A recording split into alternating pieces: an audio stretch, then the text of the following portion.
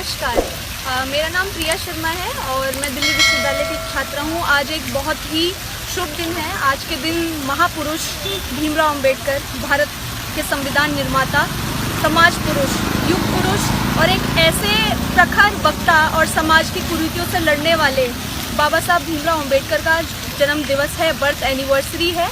और इसके उपलक्ष्य में ही मैं संसद में आई हूँ। आज मिनिस्ट्री ऑफ सोशल जस्टिस ने एक प्रोग्राम आयोजित किया था। मैं बाबा साहब अम्बेडकर की बर्थ एनिवर्सरी के उपलक्ष्य में कुछ बातें साझा करना चाहती हूँ। हम सभी जानते हैं कि बाबा साहब अम्बेडकर को कुछ वर्ग विशेष से जोड़ के जो है रख दिया गया है, उनको अलग थलग कर दिया गया है। उनकी जो ऐसी विशिष्ट जो विशेषताएं हैं, बाबा साहब अम्बेडकर ने अलग अलग फील्ड में लोगों के लिए जो काम किए हैं, चाहे वो लेबर हो, चाहे वो वुमेन हो, चाहे वो फार्मर्स हो, चाहे वो वाटर कंजर्वेशन की बात हो, चाहे वो क्लाइमेट की कंजर्वेशन की बात हो, इन सभी विषयों को बाबा साहब अम्बेडकर ने छुआ है।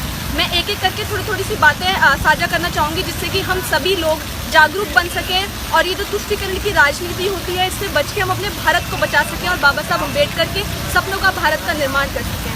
मैं आपसे ये कहना चाहूँगी कि महिलाओं के विषय में अगर हम बात करें तो बाबा साहब अम्बेडकर एकमात्र ऐसे व्यक्ति जिनकी आज उनकी पढ़ाई लिखाई का फ़ायदा पूरे भारत को मिला है। उन्होंने महिलाओं को पैतृक संपत्ति में महिलाओं का भी हक उतना ही है जितना एक बेटे का है, जितना एक पुरुष का है।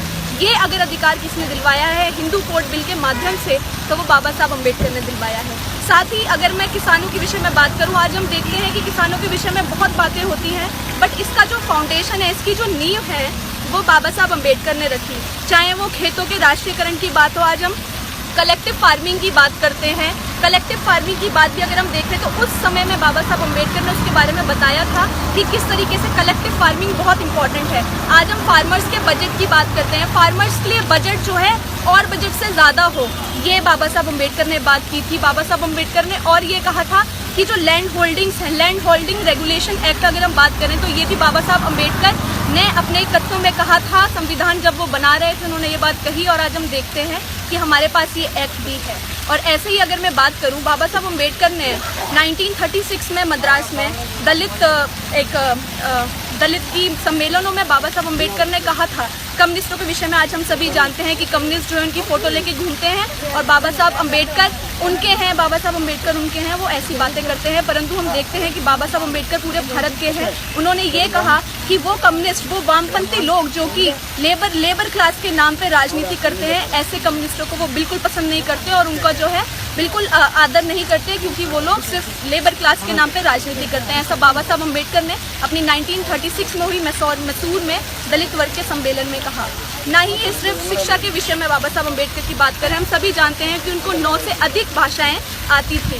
तो शिक्षा के विषय में बाबा साहब अम्बेडकर ने ये कहा कि शिक्षा का कोई मूल्य नहीं है जब तक शील ना हो, विवेक ना हो व्यक्ति में। उन्होंने कहा कि शिक्षा अन्य के समान है। और आज हम सभी देखते हैं कि भारत में राइट टू एजुकेशन एक्ट है और राइट टू एजुकेशन इसलिए है क्योंकि बाबा साहब अम्बेडकर ने हमारे बीच में ये बातें रखी कि जो एजुकेशन है वो आपकी पर्सनालिटी को बिल्ड करता है, आपके कैरेक्टर को बिल्ड करता है। ऐसे ही हम इकोनॉमी की बात करें, इकोनॉमी में भी लेबर को ले लीजिए, वुमेन को ले लीजिए, सबके इंश्योरेंस की बात हो, उनके लिए कंपनसेशन की बात हो, अनएम्प्लॉयड क्लास की बात हो, उन सभी के लिए अगर कुछ प्रोविजंस लाने का काम किया है तो वो भी बाबा साहब अम्बेडकर ने किया है। हम इंडियन रुपी की बात करते हैं, गोल्ड मॉनेटरी सिस्टम, उन्होंने बाबा साहब अम्बेडकर ने उस समय में कहा था कि भारत के लिए गोल्ड मॉनेटरी सिस्टम जो ब्रिटिशर्स लागू कर रहे हैं वो गलत है। और आज हम देखते हैं कि भारत में गोल्ड मॉनेटरी सिस्टम नहीं है। तो ऐसी कुछ चीज़ें, इंडियन रुपी की हम बात करें, बाबा Saheb Ambedkar was the one जो कि सबसे बड़े राष्ट्रवादी थे।